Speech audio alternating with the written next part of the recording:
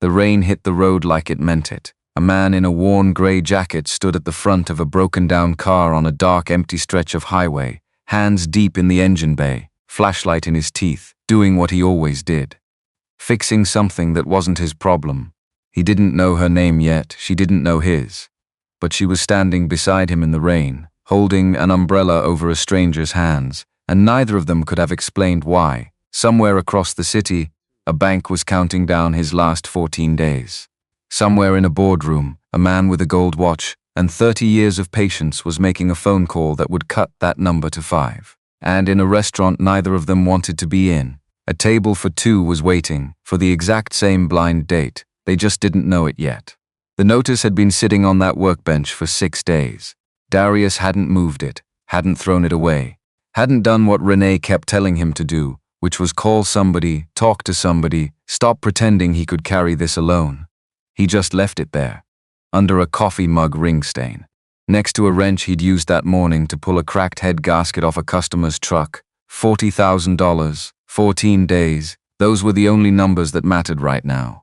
Everything else, the invoices he still needed to send, the parts order he'd pushed back twice, the grocery list on the passenger seat of his truck, all of it was noise around those 2 numbers, 40,000, 14 days. Darius wiped his hands on the shop rag hanging from his back pocket. Old habit, his hands weren't even dirty. He'd cleaned up an hour ago, after he'd gotten Zoe settled on the old brown sofa in the back corner. The one with the armrest held together by electrical tape and 3 years of stubbornness. She was 7 years old and she slept hard, like the world owed her rest and she was collecting on the debt. He looked at her now, one arm flopped over the side of the cushion.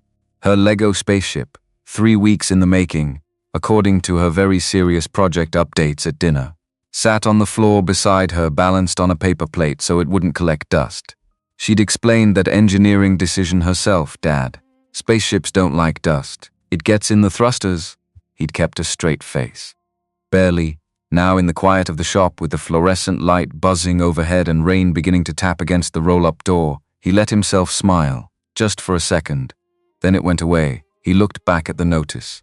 First National Bank. The letterhead was clean, official. The language was polite in the way knives are polite, smooth, precise, designed to go in clean. His father had built this shop in 1991. Deshaun Wells had started with one hydraulic lift, a second-hand toolbox, and a reputation in the Bellevue neighborhood for being the only mechanic who'd tell you the truth even when the truth cost him a job.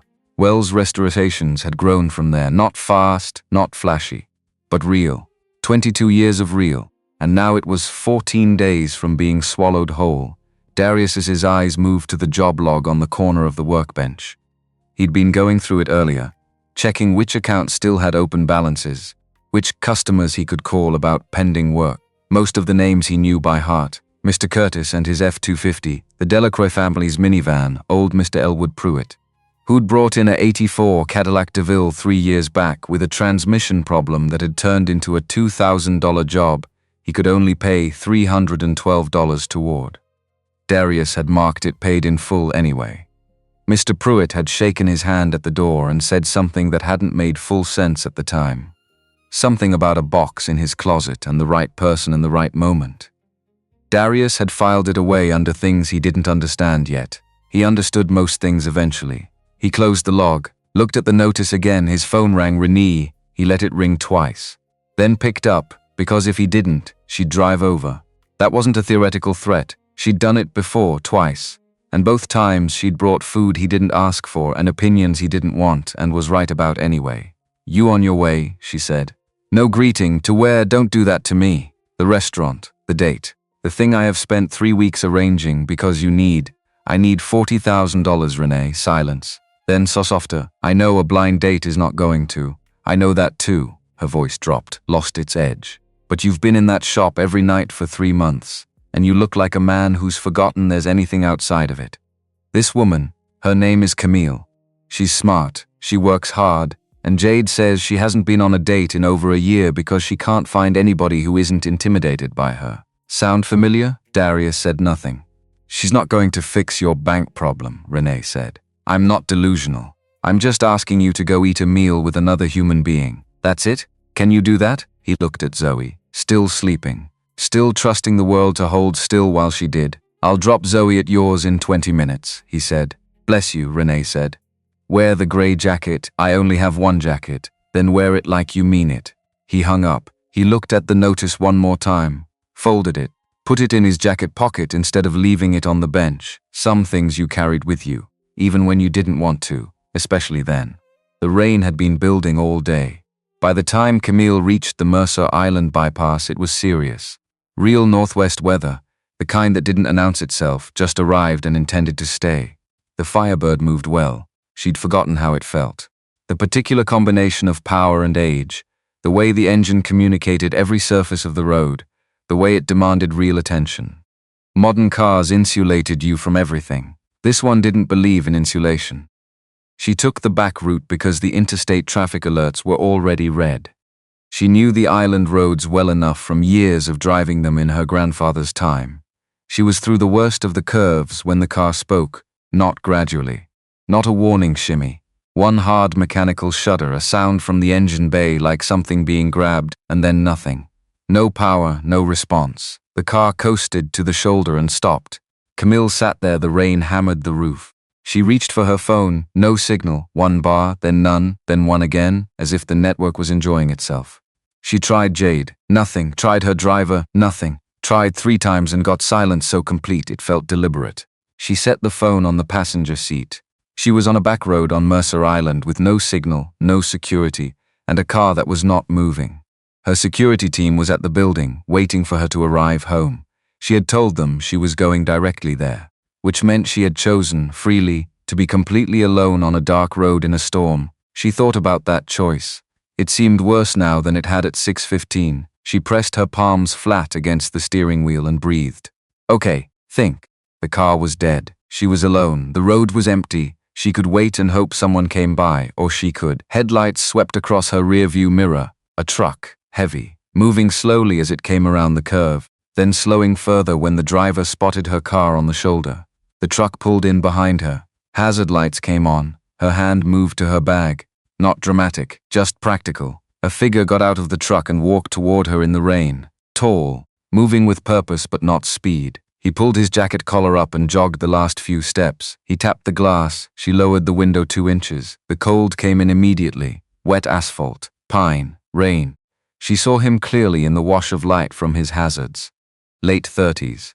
A face that hadn't been arranged for anyone's benefit. Eyes that were looking at her directly, assessing, and not performing anything. He didn't look threatening. He looked wet and mildly inconvenienced. You all right in there? He raised his voice over the wind. I'm fine. Her tone was flat, professional, the one she used when she needed to close a conversation quickly. I've already called for assistance? He glanced past her, saw the dark dashboard, the dim phone screen on the passenger seat. Get through? A beat too short. I left a message. He nodded as if this made sense. It didn't make sense. There was no service on this stretch. He had to know that. Pop the hood, he said. Excuse me. The hood. Same tone. No edge. Just the information. I can take a look. I don't know you. No, he said. You don't. He stepped back, fully visible in the light, hands out from his sides. Rainwater dripping from his jacket. But you're on a back road with no service and whatever shut this car down didn't give you much warning. On a Firebird this age, moisture in the distributor cap will kill the ignition completely. 5 minutes. If that's not it, I'll tell you what else it might be. She looked at him. How do you know what kind of car this is? She said. Because it's exceptional, he said. Pop the hood. She popped the hood. She wasn't entirely sure why. It hadn't come from her usual process of evaluate, assess, proceed. It had come from somewhere faster than that. From the way he'd said the word exceptional. The same way her grandfather used to say it about things that deserved the word. She grabbed the umbrella from the back seat and got out. The rain was colder than she'd expected. The gravel shifted under her heels. She walked to the front of the car, positioned herself beside him, and held the umbrella over the open engine bay. He looked at her sideways. You didn't have to come out, he said. He had a flashlight, compact, waterproof, moving carefully across the engine. I don't like watching from the car, she said. What are you looking for? Already found it. He pointed to a cylindrical component near the block, distributor cap. Moisture's in the casing. It grounds out the ignition. Common in cars this age on a night like this, he was already reaching for it, pulling a clean cloth from his pocket. You got somewhere to be? Yes. Somewhere you want to be? She considered that honestly. No, she said. Something shifted in the corner of his mouth. Not quite a smile. More like acknowledgement. Same, he said. Blind date I've been dreading since my sister brought it up 3 weeks ago. What's wrong with her? No idea. That's the problem. My sister says she works in corporate management, which means she's either going to spend the whole dinner talking about metrics, or she's going to spend it quietly deciding whether I'm worth her time. He kept working. His hands knew what they were doing and didn't need to show it. I'm a mechanic, single dad. I'm not exactly the portfolio she's probably used to.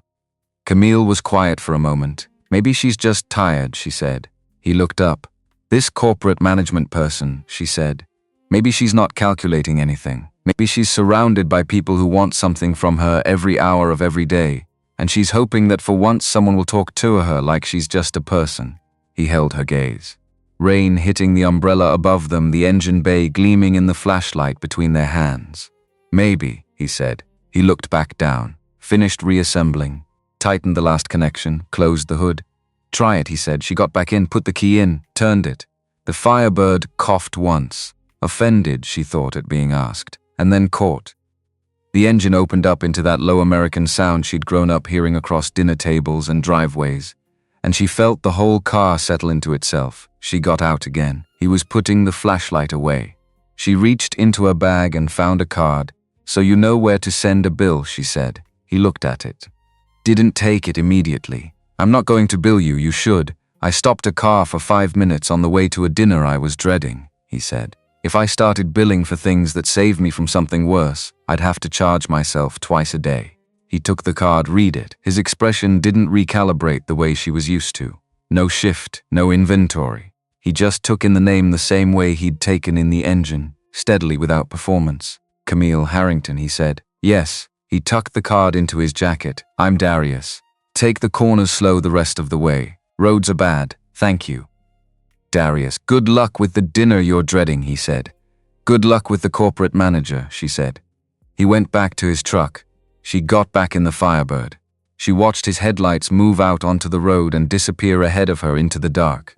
She sat there for a moment. There was something sitting in her chest. Light, unasked for. She didn't examine it. She just put the car in drive and followed the road toward Ellington's. Ellington's was exactly what she'd expected dark wood. Low lighting calibrated to suggest wealth without stating it. Jazz from somewhere tasteful. Tables full of people who'd spent real money on looking like they hadn't thought about it. Darius walked in at 7:14. He'd made up time on the island roads, more than he should have, on roads that slick. He gave the reservation name at the host stand. The host looked him over once before his face settled into professional blankness. Of course. Right this way, he was led to a corner booth by the windows. He slid in, looked out at the rain, ordered water, checked his phone. Nothing from Renee, which meant Zoe was fine. Then he looked at the menu. Then he looked at the prices on the menu. $165 for a steak, $40 for a side of asparagus. He had $60 in his wallet, and a credit card that technically still worked but was $30 from its limit, and he'd been actively not thinking about that all week. He set the menu down. He was still looking at the rain-blurred window when the room shifted. Not a dramatic thing, a subtle one. The low hum of conversation adjusted. The servers near the entrance straightened slightly. He turned. She was at the entrance. She had dried her hair somewhere, the car vents, maybe, or sheer will. She wore a dark fitted dress and moved through the restaurant the way certain people moved through rooms. Like the space had been expecting her and was simply confirming the arrangement. The host practically levitated. Darius watched her cross the floor. Watched the maitre d' pull a chair as she passed it without being asked. Watched the surrounding tables track her without meaning to. And then she turned toward his booth and stopped. The recognition hit both of them at the same moment. He felt it the way you feel a key turning in a lock. A click, precise and final, the woman from the road, the umbrella in the rain, the engine bay and the flashlight and the conversation about corporate managers. Her she walked the rest of the way to the booth. He stood, because that was how his father had raised him. Darius, she said. Camille, he said. They looked at each other. Then she said very quietly, You have got to be kidding me, and something cracked open in his chest that he recognized after a moment as laughter. Real laughter, the kind he hadn't done in months, the kind that came up from somewhere he'd thought was sealed. She slid into the booth across from him, and then she was laughing too. Not the version of herself that had walked into the room 30 seconds ago. Not the woman who'd taken Caldwell Tower without flinching, but something underneath all of that. Something that had apparently been waiting for the right ridiculous moment. The corporate management woman, he said. The mechanic who was going to spend the whole dinner being judged, she said. Were you going to judge? A pause. Honest. Yes, so was I, he said. And now? He looked at her across the white linen table. The woman who had stepped out into a cold rain and held an umbrella over a stranger's hands without being asked. Now I think the evening got considerably more interesting, he said. They ordered water. They opened the menus. Darius kept his expression neutral as he read the prices again, and Camille, who had been watching him with the same peripheral attention she gave everything, noticed. She closed her menu. Before you say anything, he said. I wasn't going to say anything. You were about to. I was about to order, she signaled the server without looking at the menu. We'll start with the wine list, and we won't be ordering food tonight. We have a prior commitment. Put it on my account, please. The server nodded and retreated. Darius looked at her. You didn't have to do that, he said. I know. She leaned forward slightly. But I have eaten here 3 times this year for business, and every time I ordered the salmon because it was appropriate, and every time I spent the entire meal thinking about how much I would give for something that tasted like something. She looked at him steadily. Do you know somewhere that actually tastes like something? He was already reaching for his jacket. I know exactly the place, he said. They were barely 20 minutes into the meal when Raymond Briggs walked in. Darius noticed him before Camille did, because Darius was facing the entrance, and because certain men announce themselves through posture before they've said a word. This one moved like he expected the room to reorder itself around him. Custom suit, silver hair, close cut, 2 men behind him at the distance that meant subordinates. He didn't see their booth until he was almost past it. He stopped. Darius felt the air at the table change. Camille went still in the particular way of someone who has trained herself not to react, which was its own kind of reaction. Camille. The man's voice carried warmth it hadn't earned. What a surprise, Raymond. Hers was level, fully level. I thought you'd left for the evening. I had plans. His eyes moved to Darius. The kind of look that was meant to be subtle and wasn't. A slow, complete inventory. Jacket, hands, glass of tap water. And who's this? A friend, Camille said. Raymond smiled. The smile of someone who had decided what he thought and was now simply confirming it. How nice, he said. Branching out, Darius had heard that tone before. Had been on the receiving end of it since he was old enough to understand what it meant. The specific register of condescension that said everything without saying anything you could argue with directly. He didn't answer it directly. He looked at Raymond's left wrist. Decent watch. Expensive. He'd seen that model before. A customer had brought one in years ago as a reference for a restoration. He remembered the movement clearly, the particular behavior of that mainspring under stress. Nice watch, Darius said. Raymond's smile held. Thank you. You having it serviced regularly? A beat. I'm sorry? That movement runs long if the mainspring tension isn't checked every few years. You can usually hear it in the sweep. The second hand gets a little hesitant, like it's thinking. He looked up from the watch to Raymond's face. His voice stayed even. A watch like that deserves to keep proper time. Worth taking care of. Raymond said nothing. The 2 men behind him went very still. Enjoy your evening, Darius said, and picked up his water glass. Raymond stood there 1 beat longer than was comfortable. Then he turned and moved away. Camille waited until he was across the room. Where, she said slowly. Did you learn to do that? Do what? That. All of that. Darius set down the glass. My father used to say that a man who needs to make you feel small has already told you everything about the size of his own confidence. He looked at the menu again, then closed it. Also, I really do know that movement. The mainspring on that model absolutely runs long without maintenance. I wasn't improvising. She looked at him for a moment. Something had shifted in her face, not dramatically, but genuinely. The way a window looks different when the light changes. Can we leave? She said. We just sat down, I know. But I have spent 11 years walking into rooms like this one and performing for people like the ones in it. And right now, I would like... She stopped. Started again. I want a burger, a real one. With paper napkins, he was already on his feet. Come on, he said. I know a place. Big Earl's Diner sat on a corner in the Rainier Valley and had been there since 1987. The sign out front was missing 2 letters. The parking lot was cracked asphalt with painted lines that no one took seriously. Inside, red vinyl booths, formica tables worn smooth at the edges, a pie case with a rotating display, and the smell of beef and onions and coffee that had been on since morning. Earl himself was behind the grill when the bell above the door jingled. A big man, grey at the temples, apron across his chest, spatula in one hand. He looked up. Darius Wells. He pointed the spatula. Been a minute, Darius agreed. Earl's eyes moved to Camille, then back to Darius. Something in his face settled into quiet satisfaction, the look of a man who thinks things are working out the way they ought to. Usual?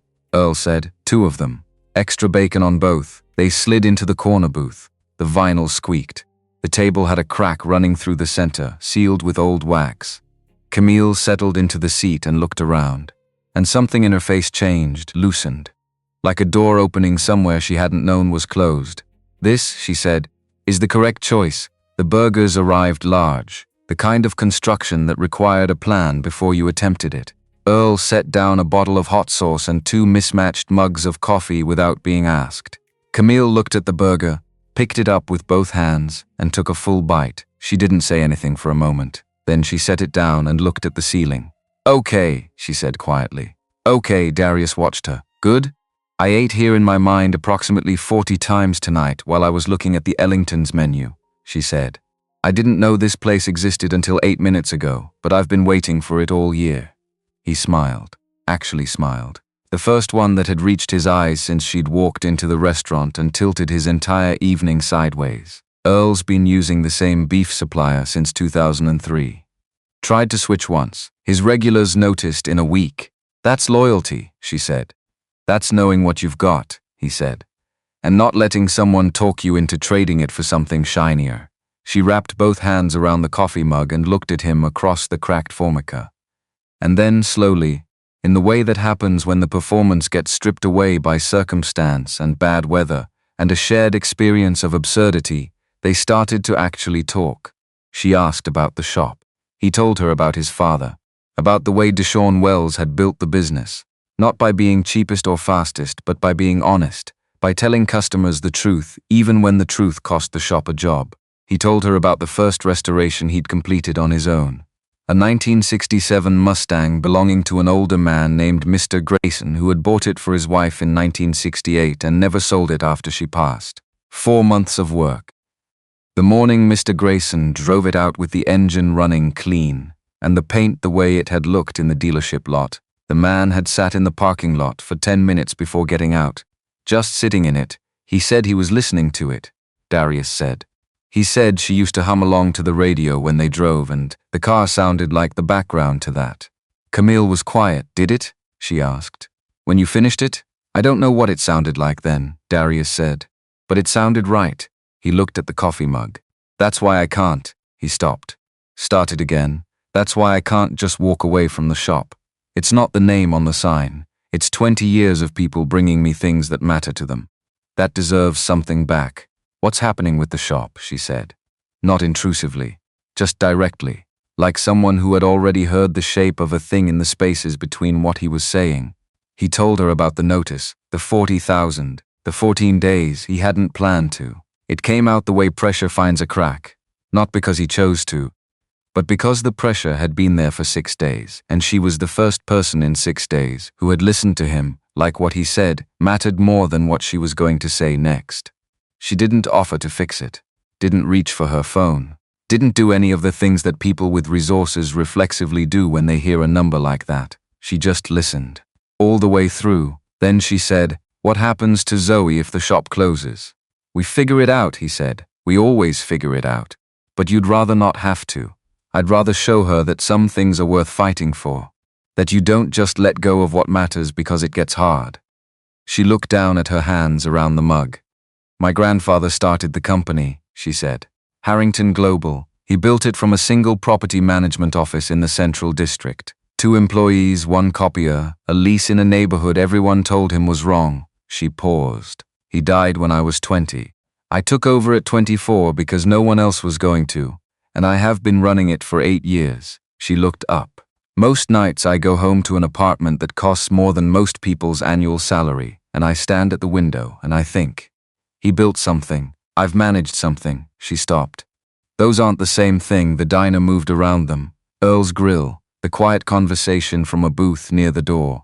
Rain on the windows doing what rain does. You took Caldwell Tower today, Darius said. That's not just managing. Acquiring isn't building, she said. It's converting. Taking what someone else made and adding it to a column. She shook her head. My grandfather knew his tenants by name. He fixed their leaking pipes himself for 2 years before he could afford a plumber.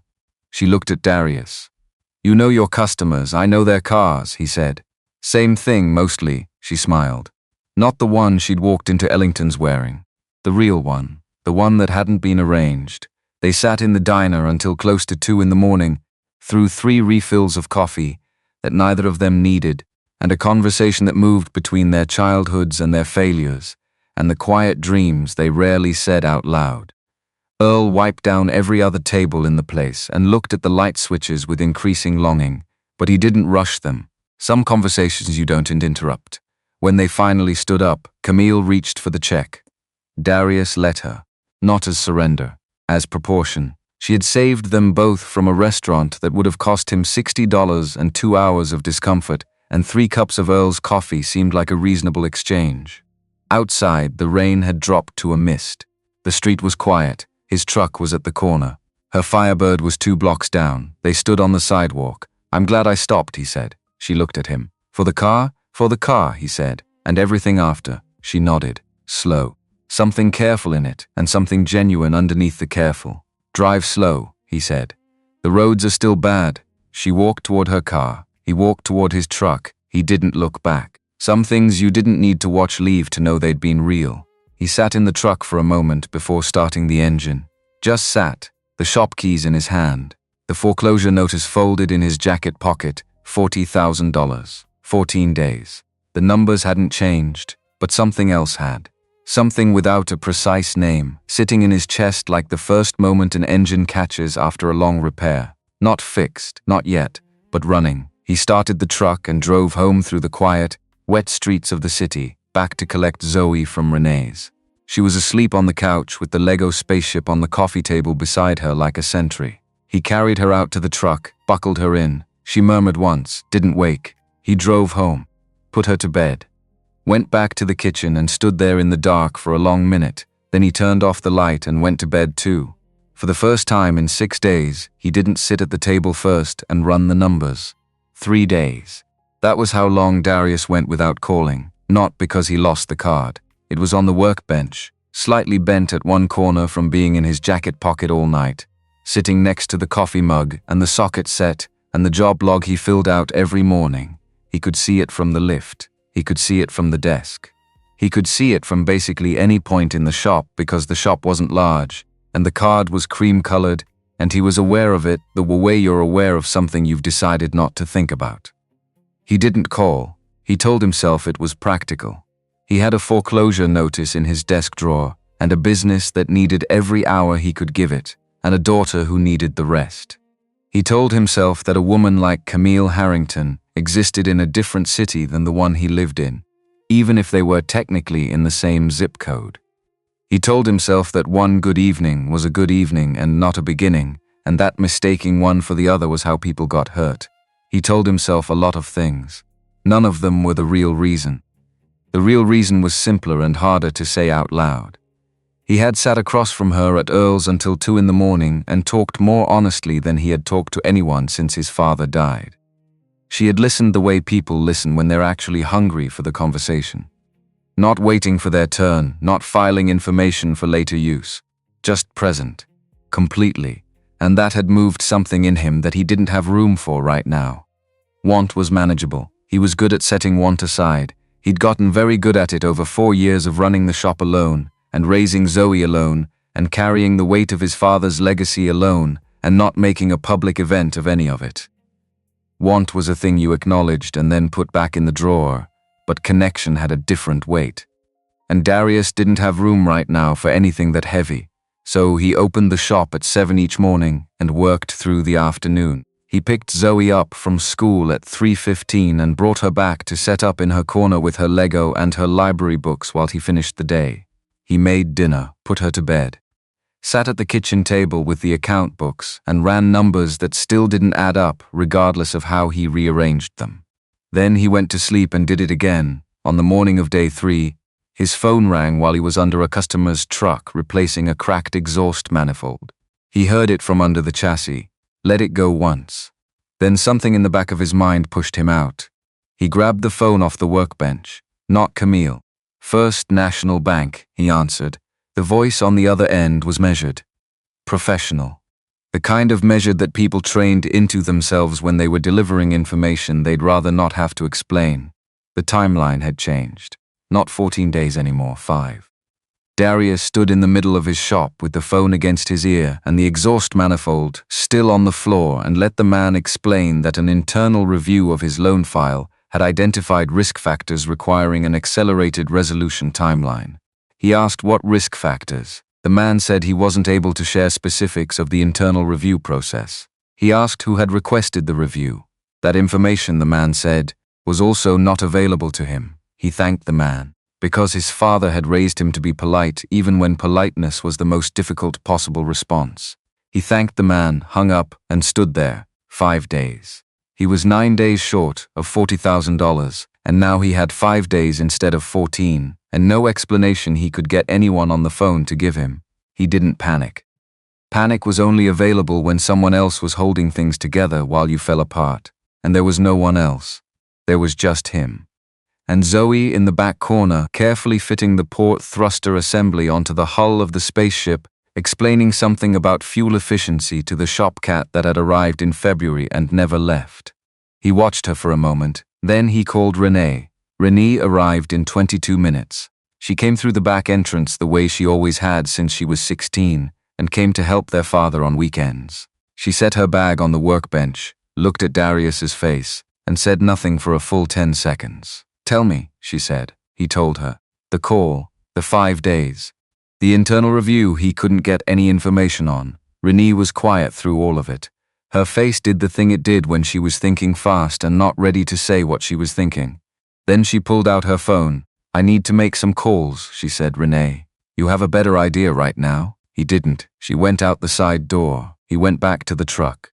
He finished the manifold because the truck belonged to a man named Curtis who needed it back by Thursday, and whatever was happening to Darius's life, Curtis's exhaust system still needed fixing. Renee came back 43 minutes later. She stood in the doorway of the shop with her coat still on, and her phone in her hand, and looked at him the way she'd looked at him their whole lives, when she was about to say something he wasn't going to want to hear. You know who Raymond Briggs is? She said. Darius set down the socket wrench. Slowly. He was at the restaurant Saturday night. He's been a board member at Harrington Global since before Camille took over. Her grandfather put him there. He's been trying to pull back influence ever since Camille started making decisions he wasn't included in. Renee leaned against the doorframe. Jade called me 20 minutes ago. I was the second call she made after she found out. Darius went still. Not Camille? She called me first, Renee said. On purpose. She said Camille would want to fix it immediately and that fixing it immediately was exactly what Raymond was counting on. She paused. Jade is smarter than she gets credit for. What did she find out? Raymond made contact with First National Bank 2 days after Saturday night. Not directly, through a financial advisory group he sits on the board of. Same group with a long-standing business relationship with First National. Renee looked at him steadily. He flagged your loan file. Raised questions about the shop's long-term viability. Called it a courtesy review, which is apparently what these people call it when they want to apply pressure without leaving a fingerprint. The shop was quiet around them. The cat dropped off Zoe's stool and disappeared under the parts shelf. He doesn't care about my shop, Darius said. No, he's using it, yes, to pressure Camille. To give her a choice, Renee said carefully. Either she restructures the Caldwell Tower deal in a way that hands Raymond what he wants, or the story gets complicated and very public.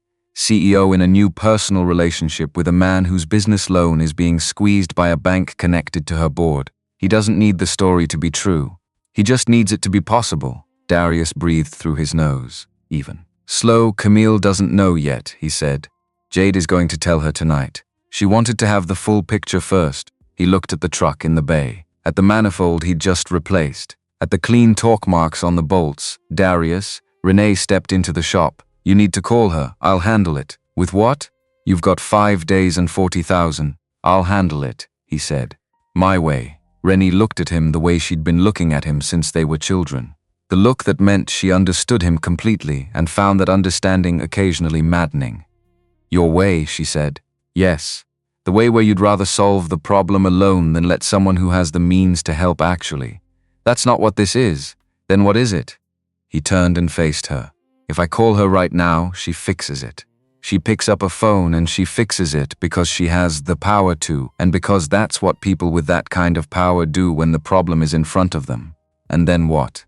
The shop survives because she intervened. I spend the next 10 years wondering if it would have made it on its own. He paused. My father's name is on that sign.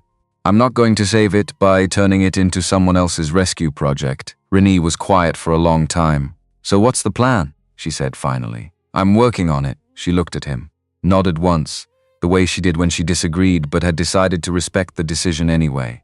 I'll keep Zoe tonight. You don't have. I'll keep Zoe tonight, she said again. Statement, not offer. She went and said goodbye to Zoe, who showed her the thruster assembly with great seriousness and explained 3 load-bearing decisions she'd made since last Tuesday. Then Renee left, and Darius was alone in the shop. He stood in the center of it for a while. Just stood. The fluorescent light buzzing above him, the rain outside starting up again, patient and indifferent. The smell of the place, oil and steel, and the particular cold of a garage in November, settling around him like something familiar. He had 5 days, no money, no leverage, and a problem that had its roots somewhere above his pay grade. He thought about Mr. Elwood Pruitt, about what the old man had said 3 years ago at the door of the shop, hand on the frame, half turned to go. You know a man named Raymond Briggs? No, when you do, and you will eventually in this city, remember that I have a box in my closet I've been waiting to give to the right person. You'll know when the time is right. Darius knew when the time was right. He called Mr. Pruitt at 8:45 that night. The old man answered on the second ring, as if he'd been sitting near the phone. I was wondering when you'd call, he said. Darius drove to Beacon Hill the next morning, day 4. 1 day gone since the call from the bank, 4 days remaining. Mr. Pruitt opened the door in a cardigan and slippers, with a cup of coffee already in hand, and the ease of a man who had made his peace with the world and stopped rushing at things. He stepped back to let Darius in. The house was small and deliberate, every surface used for a purpose. On the wall above the fireplace were photographs arranged without excess. Mr. Pruitt younger, a woman with his same serious eyes, children at various ages, grandchildren. A life displayed the way a man displays something he's genuinely proud of, rather than something he wants credit for. They sat at the kitchen table. Mr. Pruitt poured a second cup without asking. Tell me what happened, he said. Darius told him. Short version. First National, the accelerated timeline, the name Renee had brought back. Mr. Pruitt listened without interrupting.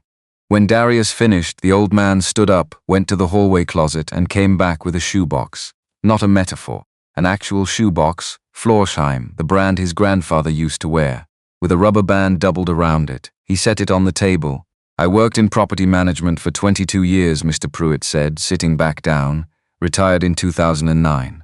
The company I worked for did business with real estate development groups across Seattle. One of them was a holding company connected to a board member at a major firm in the city. He paused. A man named Raymond Briggs. Darius looked at the box. In 2019, the building where I was renting was sold to a developer, Mr. Pruitt continued. Current tenants were given 60 days to vacate. 3 months later, the building sat empty. Development never happened. He folded his hands on the table. Same pattern happened to a man I knew from church. 40 years in the same barbershop on Rainier Avenue. Received a letter from First National accelerating his property loan. He couldn't meet the revised terms. He lost the shop. He stopped. Let that land. And the same thing happened to a woman who ran a catering business out of a commercial kitchen on Beacon Hill. 11-year lease. Her landlord suddenly needed her out. The landlord's financing ran through First National. The kitchen was quiet. Mr. Pruitt tapped the shoebox. I spent 22 years in property management, he said. I know what a pattern looks like. And I kept everything because I am the kind of man who keeps things even before I understand why I'm keeping them.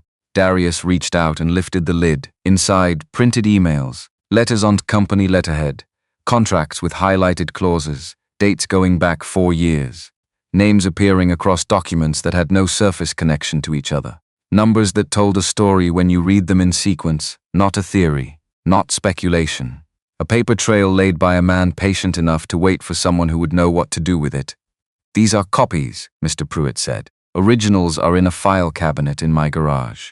I've had them there for 2 years. I had names of 2 other people with similar records, the barber and the woman who ran the catering kitchen. I reached out to them after you called last night. They're willing to be contacted. Darius looked at the documents, at the dates, at the name that appeared directly or through intermediaries across every thread. Raymond Briggs. Do you know what to do with this? Mr. Pruitt said. Darius looked up. Yes, he said. I know exactly what to do. Mr. Pruitt nodded once, picked up his coffee. Then take the box. He didn't call Camille. He sat in the truck outside Mr. Pruitt's house for 3 minutes. The shoebox on the passenger seat, her name on his phone screen. His thumb didn't move, not because he was being stubborn. He'd examined that possibility on the drive over and found it wasn't quite right. It wasn't pride. It wasn't some rigid code about self-sufficiency. It was this. Raymond had built his play around the assumption that Camille would want to protect what was between them by intervening, that she would make the call, that clear the debt, handle it, and that in doing so she'd hand him exactly what he needed. Proof of personal entanglement in a business matter, distributed to the right people at the right moment. If Darius called her now, he handed Raymond the ending he'd written. He put the phone in his pocket, then he called a lawyer instead. Her name was Adria Okafor. Independent practice in the First Hill neighborhood. Renee's network had produced her name along with a description. The kind of lawyer who took cases that mattered when she could, over cases that paid when she had a choice. He sat across from her in a small office with a window looking onto an alley, set the shoebox on her desk, and let her read. She read for 25 minutes. Darius drank bad coffee from a machine in the hall and looked at the alley and listened to the sound of her turning pages. When she looked up, her face was doing the thing professional faces do when they're managing their own reaction. This is significant, she said. Is it enough to stop a foreclosure clock? It's enough to trigger a regulatory complaint with the State Banking Commission.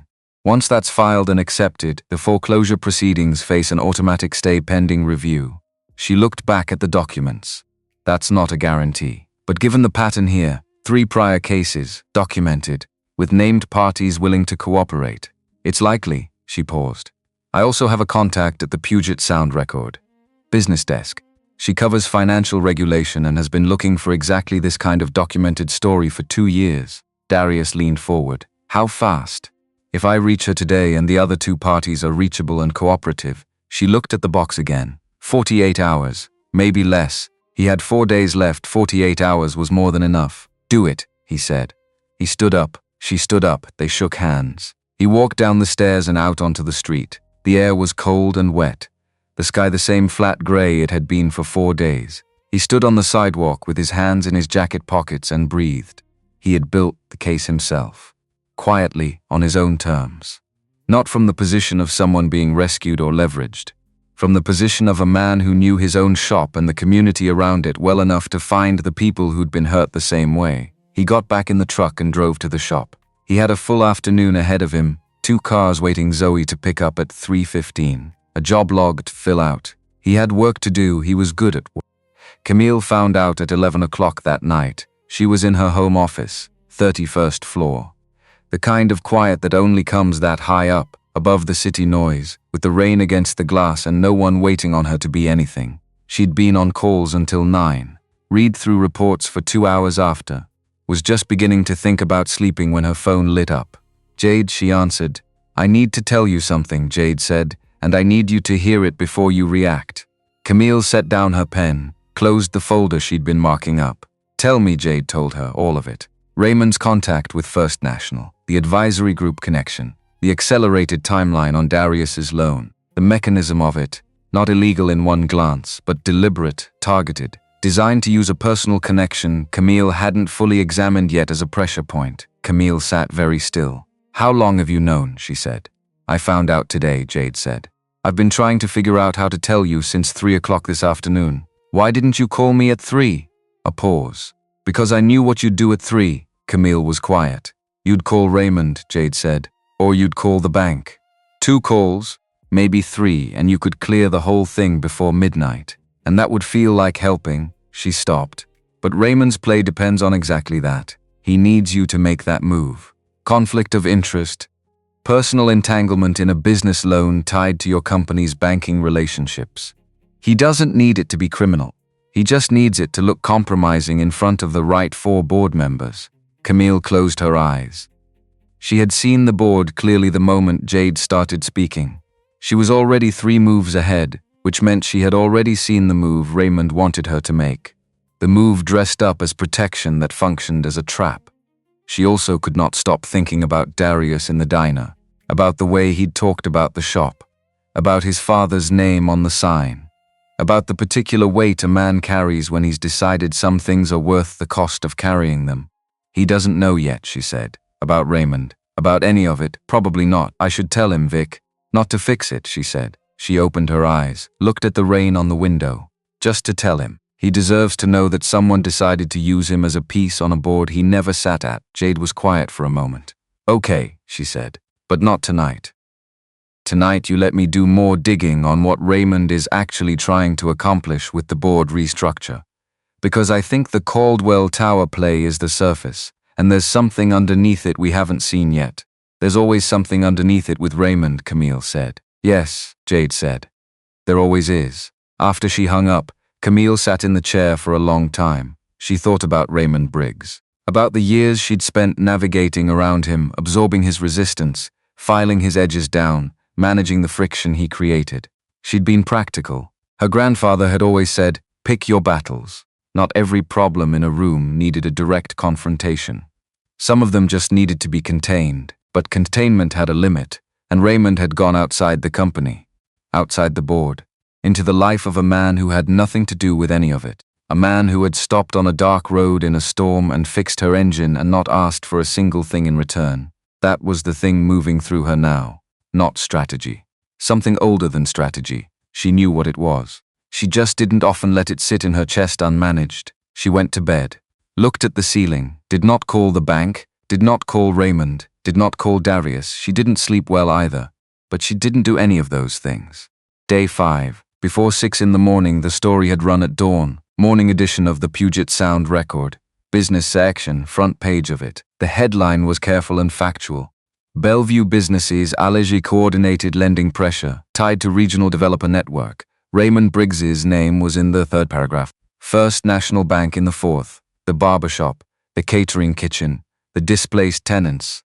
3 cases with documented evidence, 3 named sources, and a 4th, Wells Restorations, identified as an active case under regulatory review. By 8:30, an automatic stay had been placed on the first national foreclosure proceedings, triggered by the regulatory complaint Adria Okafor had filed the previous afternoon.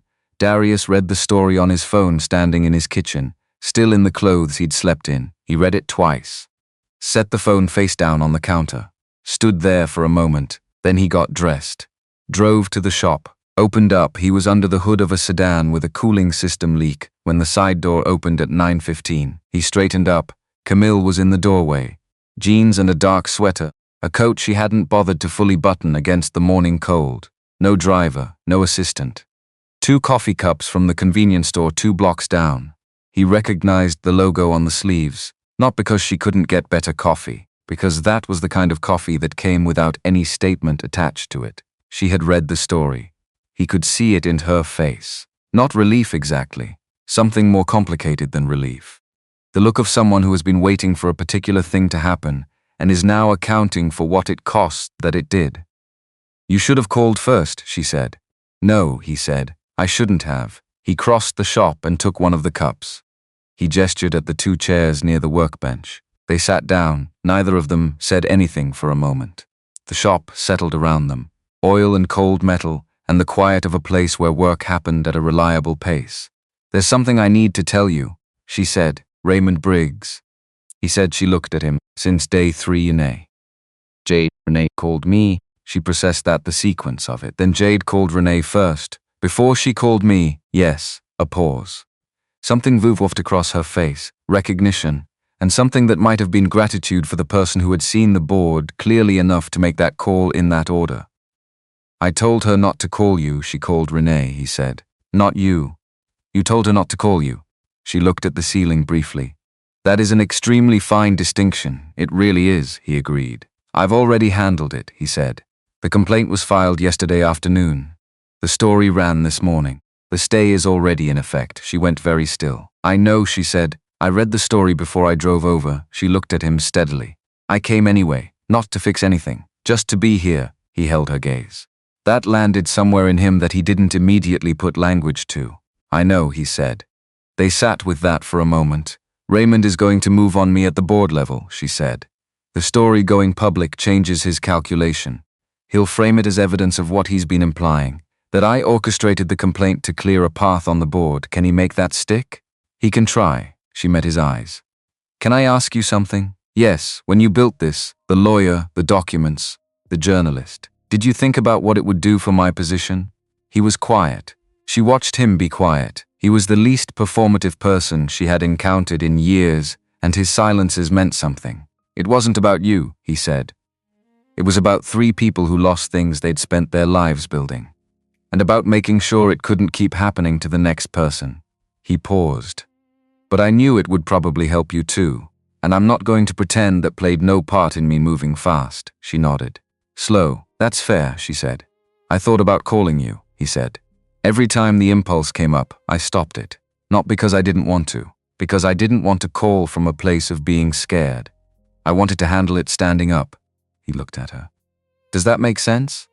More sense than almost anything anyone has said to me in recent memory, she said. The shop held them both in its particular quiet. Then Darius said, There's something else. She waited. Raymond didn't just use me to get to you, he said. He's been doing this for years, systematically. The cases I found go back 4 years. Small businesses. Black-owned, mostly. Different neighborhoods, but the same banking connections. The same fingerprints underneath. He looked at her. You've been managing him as a board problem, a political inconvenience. But he's been operating outside the board the whole time, and that operation has real casualties. Camille was quiet, then he asked it. The real question. The one that had been in the room since she sat down. How much of this did you know? She didn't look away from it. I knew he used outside pressure, she said. I knew he had banking relationships that benefited him in ways that weren't entirely clean. I chose not to investigate closely because it wasn't directly affecting the company's operations, and investigating it would have meant open warfare on the board during 3 major acquisitions. She set the coffee down. I made a calculated decision to focus on what I could see rather than what I suspected. And that calculation had a cost I wasn't paying. She said it plainly. No softening, no context added to cushion it. I'm not going to tell you that was acceptable, she said. Because it wasn't. The barber, the catering kitchen, the people in that shoebox, they paid the cost I was avoiding. The shop was very quiet. Darius looked at the floor. At the old grease stain near the lift, the one that had been there since his father's first week. No, he said.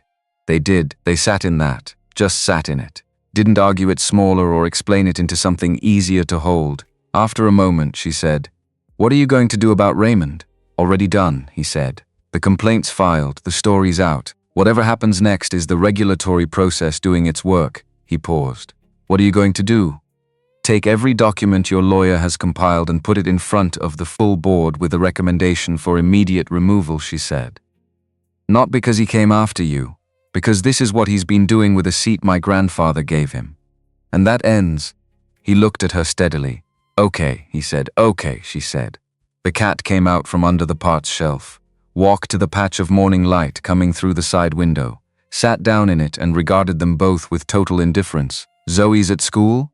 Camille said. Until 3:15. How is she? The question was so simple, so without anything attached to it, he felt something shift in his chest. Something he'd been holding in a particular way for 3 days. She finished a new project, he said. Version 4 of something. She's been waiting to show someone. I'm someone, Camille said. You are, he said.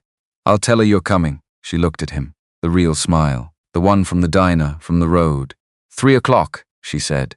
3 o'clock, he said. She stood up, picked up what was left of her coffee, walked to the door. She paused at the frame and looked back once. Not dramatically. Just the way you look at something before you leave it, when you're certain you're coming back. Then she was gone. He stood in the quiet she left behind, heard the Firebird start in the lot, heard it pull out and move down the street, the engine clean and even, the sound of something properly maintained. He went back to the Dasan. He had work to do. He always had work to do. The story ran on day 5, morning edition of the Puget Sound Record. Business section, front page of it.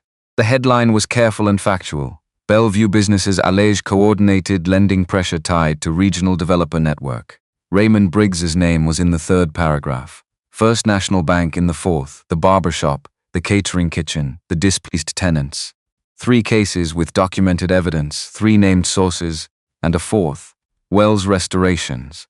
Identified as an active case under regulatory stay, by 8:30, an automatic stay had been placed on the first national foreclosure proceedings, triggered by the regulatory complaint filed the previous afternoon. Darius was under a car when his phone started. He slid out, looked at the screen. 11 missed calls in 40 minutes. Most of them were from people in the neighborhood, customers, acquaintances, 2 people he hadn't spoken to in over a year. Curtis called to say the truck was running perfectly, and also that if Darius needed a character reference, he had 3 decades of direct observation to offer and would drive it down in writing that afternoon.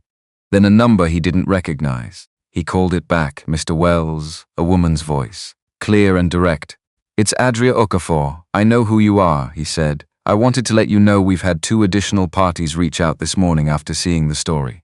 Both have documentation relevant to the complaint." Darius sat down on the stool by the workbench. "How many does that make total?" he said.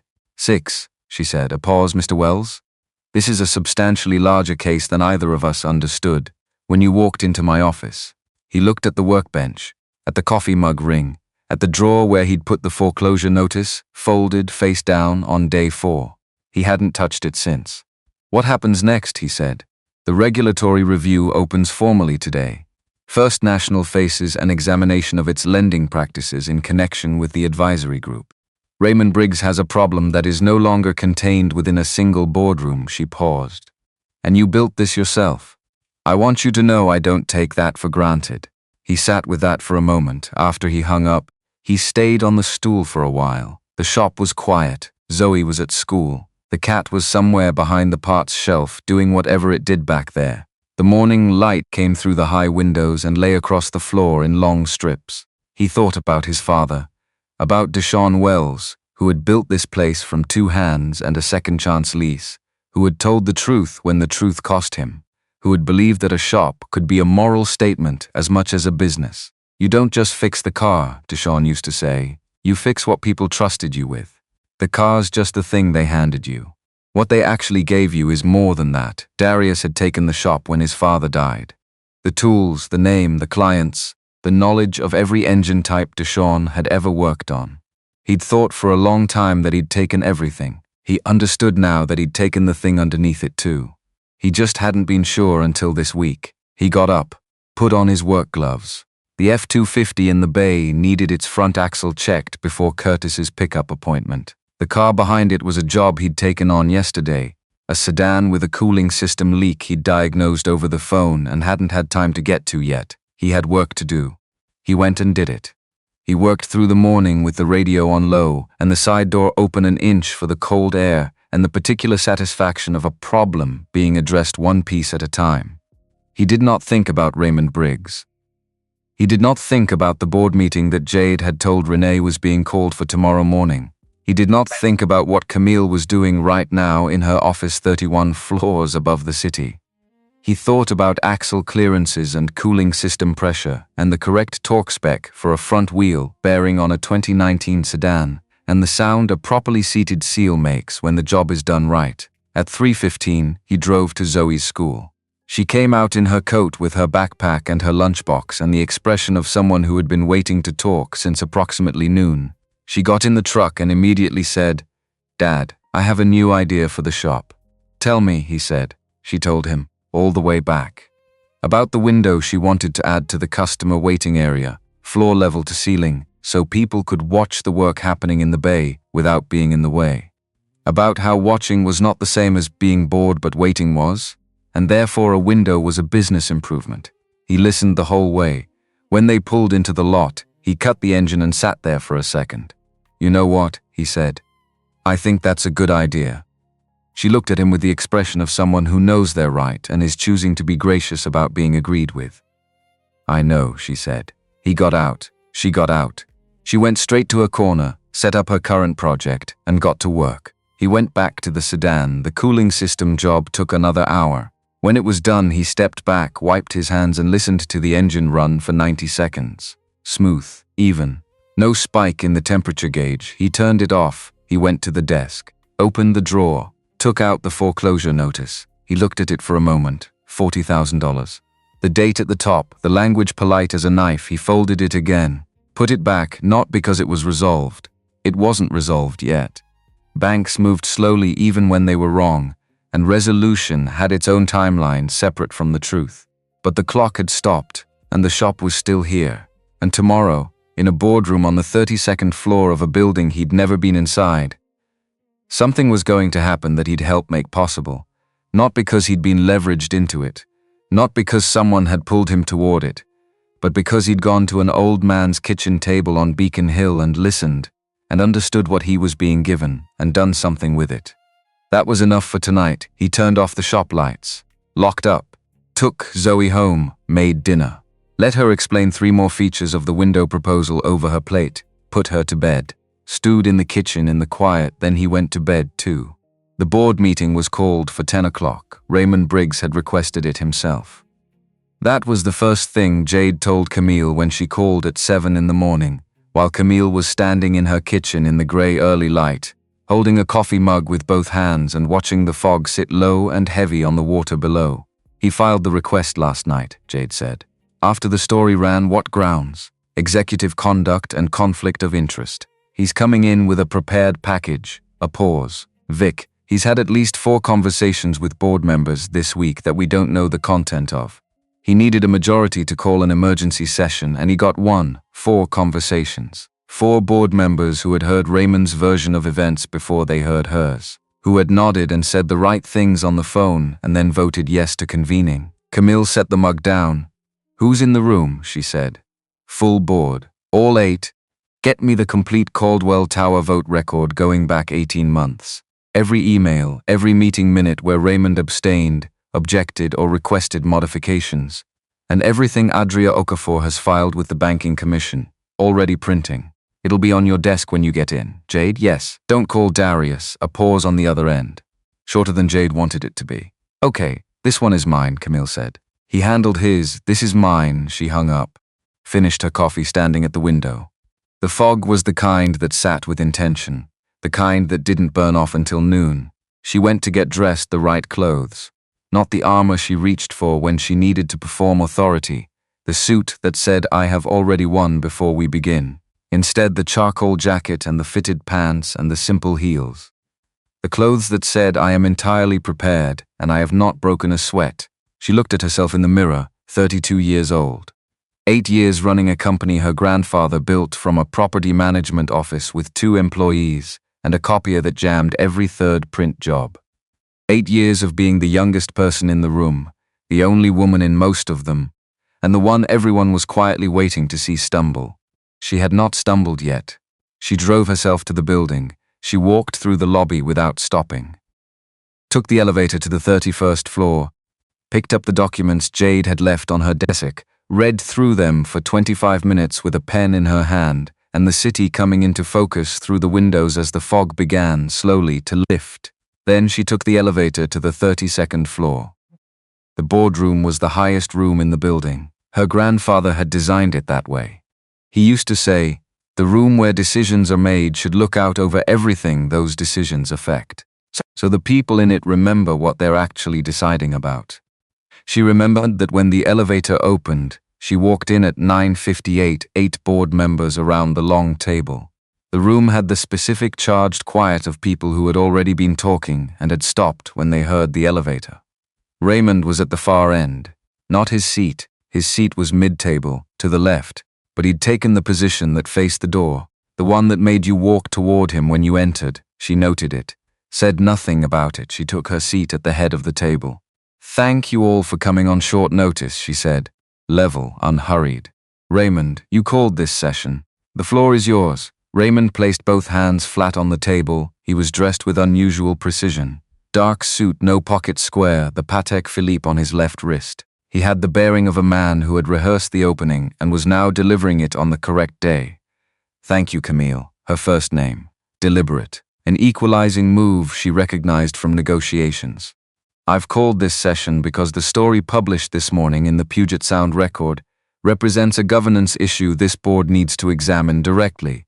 He slid a folder across the table. 8 copies, distributed by the 2 associates seated behind him along the wall. One reached Camille. She opened it. Didn't read it yet. Watched his face. "The article centers on allegations involving my outside business relationships," Raymond continued. "Allegations sourced substantially from a Bellevue business owner named Darius Wells. What this board should understand is the sequence of events that produced those allegations." He paused, timing it. "Mr. Wells met our CEO 1 week ago. Within days of that meeting, he had engaged legal counsel, obtained historical documents from third parties, and approached a journalist. The resulting story damages my board position at a moment when I have been consistently opposing certain of Ms. Harrington's strategic decisions." He folded his hands. "I am not asking this board to determine the merit of the banking allegations today. I am asking you to examine a governance question. Whether our CEO's personal relationships are influencing or are being used to influence this company's board composition." He sat back, clean, well prepared. Camille looked at the folder.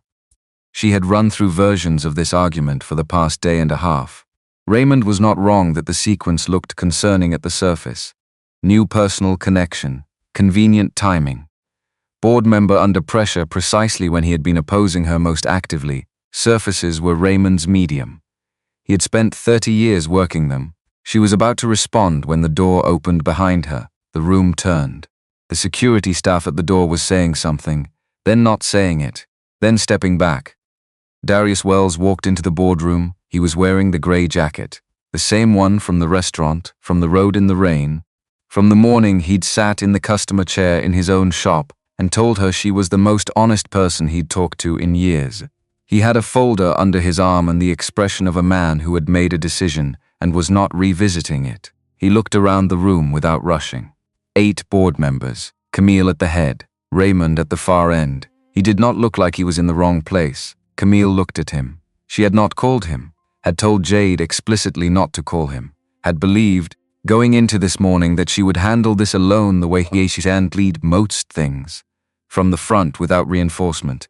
Because reinforcement often cost more than it gave. She would think about how he'd known to come. Later. Right now she felt something move through her chest that she recognized after a moment as relief. "The kind that arrives before you have time to manage it, Mr. Wells." Raymond's voice had shifted into a register Camille had heard him use exactly twice before, controlled in a way that meant something underneath it was not. "This is a private board session. I know what it is," Darius said. He looked at Camille. She looked back at him and gave him nothing visible, which was itself a kind of signal. He read it correctly. "I won't take much of your time," he said to the room. "I'm not here to speak for anyone at this table. I'm here because my name was used in this room and I'd like to address what was said about me directly." He walked to the table, set his folder on it without sitting down. "My name is Darius Wells. I own Wells Restorations in Bellevue. My father opened that shop in 1991. I've been running it for 4 years. He looked around the room as he spoke, not landing on any one person for too long. 3 days ago, I found out that the bank holding my business loan had accelerated my foreclosure timeline based on a risk review triggered by an outside advisory contact. I found out who made that contact, and I found out that it wasn't the first time. He opened the folder, slid copies down the table, not to everyone, just to the nearest members, enough that they passed them along. What you're holding is a summary of a pattern documented across 6 businesses in the Seattle area over 4 years, he said. Most of them were Black-owned small businesses. A barber shop that operated on Rainier Avenue for 40 years. A catering kitchen that had held its lease for 11 years. A property tenant displaced ahead of a development deal that never materialized. All of them connected through the same banking relationship. All of them resolved or lost before anyone put the pieces together. The room was still. "I didn't go to a journalist because of anyone at this table," he said. "I went because of a man named Elwood Pruitt, who is 70 years old and has been sitting on 2 years of documentation in a shoebox in his closet, waiting for someone who would know what to do with it." He paused. "Mr. Pruitt fixed his own car out of pocket for 30 years because he couldn't afford not to. He kept everything he ever signed. He's not connected to this company. He has no stake in this board. He's just a man who paid attention to what happened to him and to the people around him and wrote it down." Darius looked around the table again. "I heard when I came in that my actions this week are being characterized as part of a personal arrangement. So I want to be clear about one thing." He looked directly at Raymond now, across the length of the table. His voice stayed exactly level. "I didn't do this for anyone in this room. I did it because those businesses deserved someone to do it. Because the people who ran them spent their lives building something and lost it to a process they didn't have the language to fight." He stopped. "That's the whole reason." He picked up his folder, looked at the room one more time. "I'll let you get back to your meeting," he said. He walked to the door. The security staff moved aside without being asked, and then he was gone, the door closing behind him with a sound so quiet it was almost polite. The boardroom held his absence for a long moment. Camille let it. Her grandfather had taught her that. The silence after something important has been said in a room is not empty space. It's everyone's thoughts finding their shape. You give it room or you waste it. She gave it room. Then she opened the folder Raymond had distributed. "Read the first page." "The second." "Set it down, Raymond," she said. "The documentation you've prepared accurately shows that Darius Wells and I met 1 week ago, and that he subsequently became the primary source of a banking complaint." She looked at him steadily. "What it doesn't show is that he found the documentation independently, through a third party with no connection to this company. That the complaint encompasses 6 businesses, 5 of which have no relationship to me whatsoever. Or that the pattern documented spans 4 years and predates my knowing Mr. Wells by 47 months. She looked around the table. "You've built a narrative around a sequence," she said. "Sequences don't make causes." Raymond leaned forward. "The appearance of 'I'm not finished,'" she said, not loud. "Just final." Raymond sat back. "What I'm going to table for this board today," Camille said, "is a formal recommendation for Raymond's removal from the board of directors, effective immediately, pending the outcome of the regulatory review now underway with the State Banking Commission." She looked at each member in turn as she said it. "All 8 of them, not because of what he said about me this morning," she said, "because of what he's been doing outside this building for 4 years, which we now have documented evidence of. Which raises a question I need each of you to answer for yourselves." She paused. How many people at this table had concerns about Raymond's outside business relationships and chose not to push on them? The silence this time was different. Not the political silence of people managing their positions. Something more uncomfortable than that. The silence of people doing a private accounting they hadn't expected to be asked for today. Board member Delia Carson spoke first. She was 61, had been on the board since before Camille took over, and had the specific quality of someone who chose her words carefully because she meant them to last. "I had concerns," she said, "about certain of his external relationships. I raised them informally 2 years ago." A pause. "I was told they were being monitored by whom?" Camille said. Delia looked at Raymond. Raymond said nothing. "Anyone else?" Camille said. 2 more members. Quiet acknowledgements, concerns raised, informally, at different moments, set aside for different reasons. A pattern in the room that matched the pattern in the documents. "The motion is on the table," Camille said. "Raymond's removal, effective today, pending regulatory review. All in favor?" 6 hands.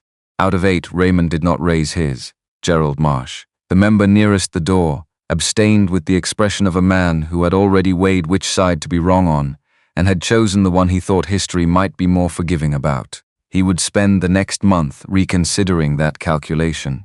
But 6 was 6. Raymond sat at the far end of the table and looked at those 6 raised hands and did the math that everyone else was doing simultaneously and arrived at the same answer. He straightened his jacket, stood. He looked at Camille across the full length of the table. Not with rage. Raymond didn't do rage in rooms. With something more controlled and more final. The look of a man who had spent 30 years accumulating position and was watching the last of it leave through a door he'd opened himself. He did not speak. He walked out. The door closed. The remaining 7 board members sat in the quiet he left behind. Camille looked at Delia Carson, at the 5 other members who had voted, at Gerald, who was examining the table in front of him with great attention. "We have work to do," she said. "All of us. Including on what we chose not to see." She paused. "I'm going to start with myself. You'll have a governance review on your desks by end of month. External oversight of board members' outside business activities. Protected channels for anyone who raises concerns informally and doesn't receive a substantive response. Clear documentation requirements for any board member with advisory relationships that intersect with the company's banking partners." She looked at her hands for a moment, then up. "My grandfather built this company on one idea, that a business could be powerful and responsible at the same time, not in tension, together. I have been running this board like a political landscape I needed to survive. I should have been running it like the community it actually is." She stopped. "That changes today." The room sat with it. Then Delia said, "All right, just that. 2 words. But said the way things are said when they mean it. It was enough." Camille was back in her office by noon. She sat at her desk and did something she almost never did in the middle of a workday. She sat without doing anything. For 10 minutes she sat. Looked at the city below the window, visible now that the fog had burned off. The water grey-green and moving.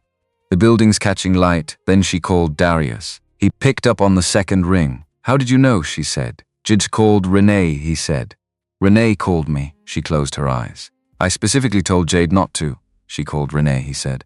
"Not you. You told her not to call you." She opened her eyes. Looked at the ceiling. "That is an extremely fine distinction. It really is," he agreed. She heard the shop in the background, the sound of something being worked, the specific rhythm of a place that was operating. "He's gone," she said. The board voted 6-1, with 1 abstention. A pause on his end. "Good. The regulatory review is formally open. First National is under examination. The stay on your foreclosure is in effect pending resolution." She paused. "The resolution itself will take time. Banks don't move fast even when they're wrong." "I know," he said. "I've been dealing with banks." She laughed. It came up before she expected it. Not the controlled laugh she used in meetings when something was mildly amusing, but the real one, the one from the diner, from the road. It surprised her and she let it. "Camille," he said. "Yes, I want to say something, say it. I walked into that room today not because you needed someone to walk in, you were handling it. I watched you handle it." A pause. "I walked in because my name was being used to tell a false story about why I did what I did, and I wanted to say the true version in front of the people who needed to hear it." "I know," she said. "But I also walked in," he said, "because you were in that room, and I didn't want you to be in it alone." She sat with that for a moment. "That's 2 reasons," she said. "Yes, both of them honest. That's the only kind I have," he said. She looked at the window, the city below it, the water beyond that. "Are you at the shop?" she said. "Where else would I be? I'll come by at 3, she said. "I want to see Zoe, a beat." She heard him shift in whatever he was sitting in. "She finished a new project," he said. "Version 4 of something. She's been waiting to show someone." "I'm someone," Camille said. "You are," he said. "I'll tell her you're coming." She hung up, sat at her desk for another minute, felt the thing in her chest that had been there since the boardroom. Not triumph. Something quieter and more durable than triumph. The specific feeling of having done a thing correctly. Not perfectly, not without cost, but correctly. With the right materials and in the right direction and for the right reasons. She opened her laptop. Started the governance review, because there was work to do. There was always work to do. But today the work felt like something she was building, not just maintaining. That was different, that mattered. She arrived at the shop at 3:14, 14 minutes late because the call she'd been on had run long, and she'd considered rescheduling, weighed what rescheduling would communicate, and decided against it. She parked the Firebird in the lot and sat for a moment after she cut the engine, listening to it tick down. It ran clean now. The distributor cap had been replaced 4 days ago. Darius had done it in under an hour while she sat in the customer chair reading documents on her phone. When he'd handed her the keys, he'd said the car would be fine for another 10 years with proper servicing. She'd said she intended to. She got out and went to the side door, open, the way it was during business hours. She stepped inside. The shop in the afternoon had a different quality than the shop in the morning. The light came through the high windows at a lower angle and fell across the floor in longer strips. 2 cars in the bays, the radio on low, something with a steady rhythm she couldn't quite name. The smell of the place, oil and steel and cold concrete, that she had started, without quite noticing when it happened, to find familiar. Darius was at the workbench writing in the job log. He turned when he heard her. He looked at her for a moment. The way he always looked at her, directly, without arranging it into something. 14 minutes, he said. I know, you seem like someone who's usually exactly on time. I am usually exactly on time, she said. I was on a call about what? The governance review. And a long conversation with Delia Carson about what she should have done 2 years ago and what she intends to do differently going forward. She set her bag on the customer chair. She's going to be genuinely useful. She knows where things are buried in that board because she's been in it long enough to have watched them get buried. Good, he said. Then, she's in the back. Camille followed his nod toward the rear of the shop. Zoe was at her table. Same stool, same corner, same patch of shop real estate she'd claimed as her own with the certainty of someone who had done a thorough evaluation and made a permanent decision. She was bent over something new, not the spaceship, a flat layout, pencil lines, multiple colors, an architectural drawing Camille registered with a shock of recognition. She walked over. Zoe looked up, processed, looked back down, then up again with the expression of someone conducting an unexpected but not unwelcome confirmation. You came back, Zoe said. I said I would. Zoe considered whether that was sufficient. Dad says not everyone who says they will does. He's right, Camille said.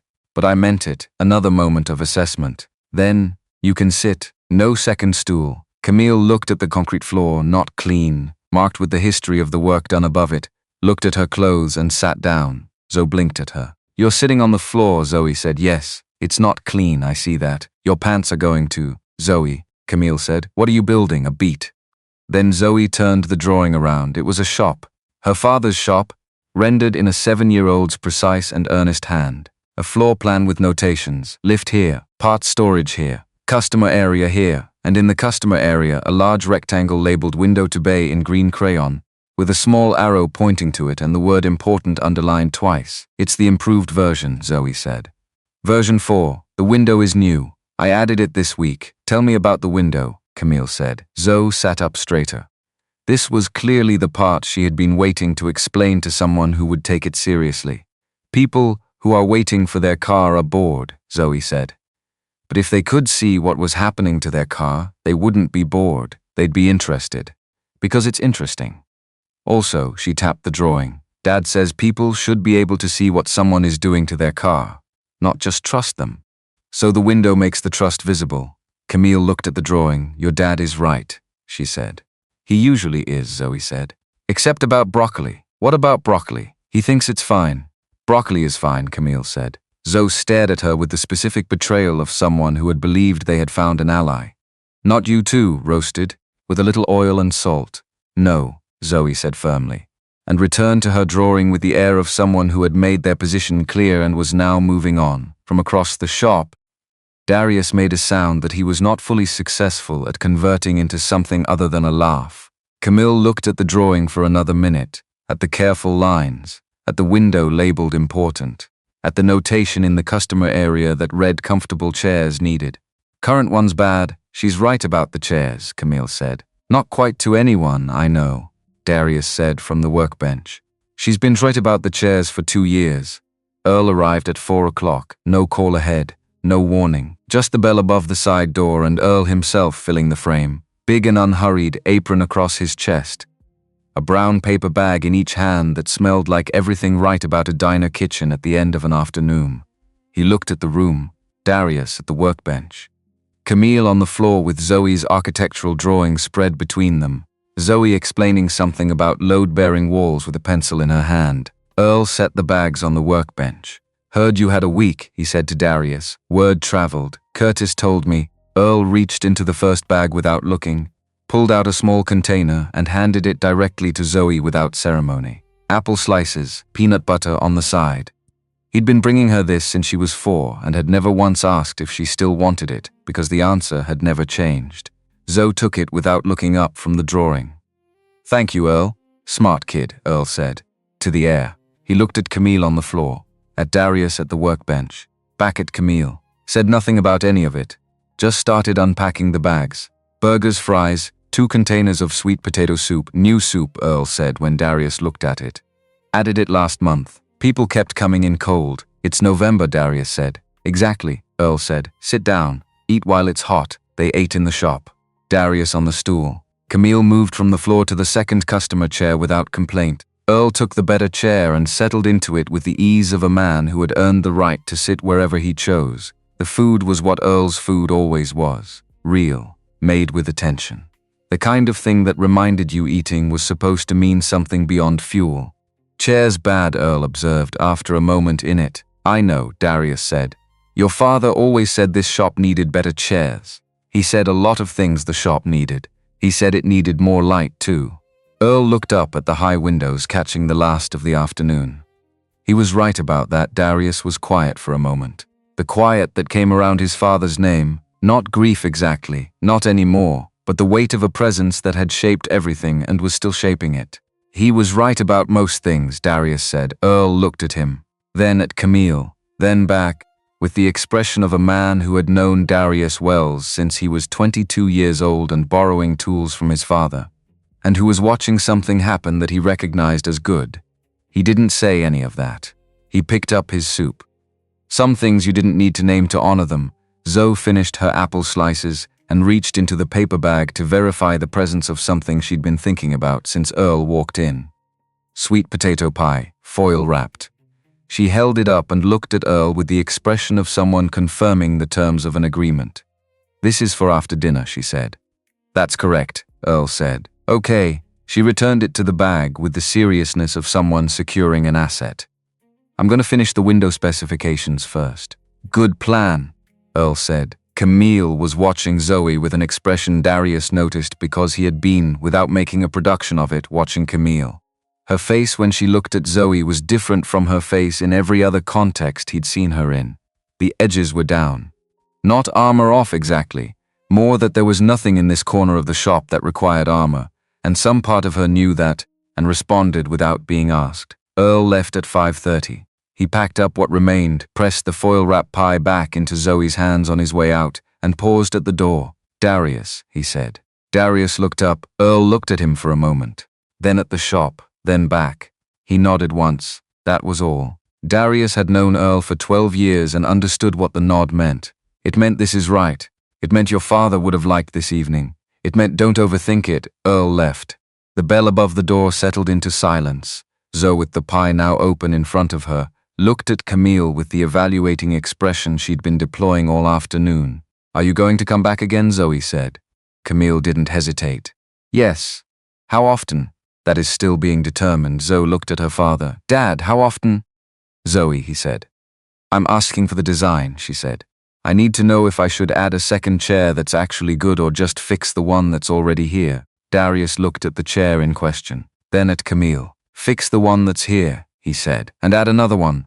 Zoe made a note on the drawing, returned to her pie. Camille looked at Darius. He looked back at her. Something passed between them that didn't need to be spoken. Something that had been building across a week of rain and engine bays and boardrooms and diner booths and concrete floors. Something that had found its shape not in any single moment but in the accumulation of all of them. He held her gaze. She held his. I should get going, she said. Not with urgency. Just acknowledging the hour. Yeah, he said. You probably should. Neither of them moved for another moment. Then she stood, picked up her bag. Looked at Zoe. Version 4 is excellent, she said. The window is the best part. Zoe looked up from the pie. I know, she said. Version 5 will be better. I look forward to seeing it, Camille said. She walked to the side door, paused at the frame and looked back once, at the shop, at Zoe in her corner, at Darius on the stool. Drive slow, he said. Roads are. I know, she said. I know. She smiled, went out. He heard the Firebird start in the lot. Clean catch, strong idle, the engine settling into its rhythm the way a well-maintained thing does when it knows it's been cared for. He listened to it pull out of the lot and move down the street until the sound faded entirely. Then the shop was just the shop again. Zoe was at her table, already working on version 5 with a fresh pencil. Dad, she said, without looking up. Yeah. I'm going to make the window the whole wall in version 5. That's a load-bearing wall, he said. I know, she said. I'm going to figure it out. He looked at her. At the crown of her head bent over the drawing. At the way she held the pencil, left-handed and firm, the way his father had held his. Okay, he said. Let me know what you come up with 2 days later. Thursday, quiet and cold, the first clear morning in a week. Camille brought the contract. She drove the Firebird, parked in the lot, walked in with a folder and no assistant and the straightforward expression of someone doing something they'd thought through and were certain of. Darius was alone. Zoe was at school. Camille set the folder on the workbench. Before you read it, she said. I'm going to read it, he said. I know. I just want to say something first. He waited. This is real work, she said. 47 company vehicles, my personal collection, quarterly servicing, annual inspections, on-call coverage for fleet emergencies. My previous contractor missed a brake issue on a site inspection vehicle last spring. The driver caught it. Barely. She looked at him steadily. I need someone I trust, not someone I'm doing a favor for. Someone I trust with work that matters. He picked up the folder, opened it. He read every page. All of it, in order, from the scope of services on page 1 to the termination provisions on page 8. She stood there and let him read without moving, without checking her phone, without finding reasons to fill the silence. When he finished, he set the folder on the workbench. This is real work, he said. Yes, I'll need a few days to look at scheduling and capacity. I might need to bring on another mechanic. That's reasonable. And I'm going to have my own lawyer look at the contract language. I expected you would. If there's something that needs adjusting, we'll adjust it, she said. That's what negotiations are for. He looked at the folder, at the scope of it. Work enough to rebuild what the foreclosure had threatened to take. Work that was real, earned, not given. He thought about his father. Deshaun Wells had built this shop one honest job at a time, had grown it through relationships built on truth-telling, had believed that the right way to do a thing and the viable way to do a thing were not enemies. That integrity wasn't a cost you paid for doing business. It was the reason business was worth doing. Darius had spent 4 years trying to run the shop that way. He thought he had. This week had shown him that he had. I'll call you by Saturday, he said, after my lawyers reviewed it. Saturday's fine, she said. She turned to go, then stopped. Zoe sent me something this morning, she said. He raised an eyebrow. She has your number? I gave it to her last week. She said she needed someone to send design updates to. She didn't mention that. She was probably afraid you'd have thoughts about it. I would not have had thoughts about it, he said. Camille held up her phone. The photo was of the version 5 drawing, taken at an angle that caught the morning light through the shop windows.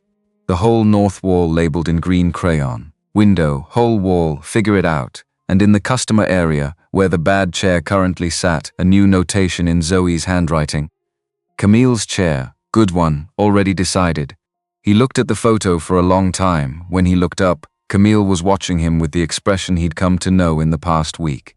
The one that meant she wasn't managing anything, wasn't calculating anything, was just there. She's 7, he said. She's decisive, Camille said. She is, he said. She gets it from her grandfather. Camille looked at him, the real smile, the one that hadn't been arranged for anyone. I'll talk to you Saturday, she said. Saturday, he agreed. She walked out.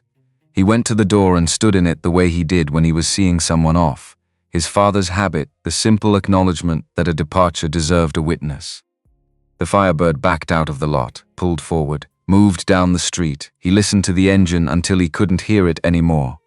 Clean and even and steady. The sound of something that had been properly looked after. Then he went back inside. He went to the desk in the office corner. The small desk his father had bought second-hand in 1993, the surface worn smooth along the front edge from years of Deshaun's arms resting there while he talked to customers. He opened the drawer, took out the foreclosure notice, looked at it, $40,000, the date at the top, the careful, polite language that had sat in his chest like a stone for 6 days. He folded it once, twice, set it on the desk, not destroyed, not framed, just set aside, the way you set aside a thing that has served its purpose. A record of where things had been and what had been required to move them. He opened the job log, turned to today's page, wrote the date at the top, listed the afternoon's work, noted what still needed doing tomorrow. At the bottom of the page, in the spot his father had used at the bottom of every page in every log for 22 years, He wrote what Deshaun Wells had always written there. Keep it right. He looked at those 3 words, not keep it perfect, not keep it safe, not keep it impressive, just keep it right. He had a daughter redesigning his shop one version at a time. Certain, she could figure out a load-bearing wall because her father had taught her that figuring things out was what you did when something mattered. He had a woman who sat on concrete floors and argued for broccoli and had walked into a boardroom and done what needed to be done, and then driven across town in a restored Firebird to bring him bad coffee on a cold morning. He had a shop with his father's name on the sign, and he had kept it right. He closed the job log, capped the pen, put on his jacket, locked up, went home to Zoe.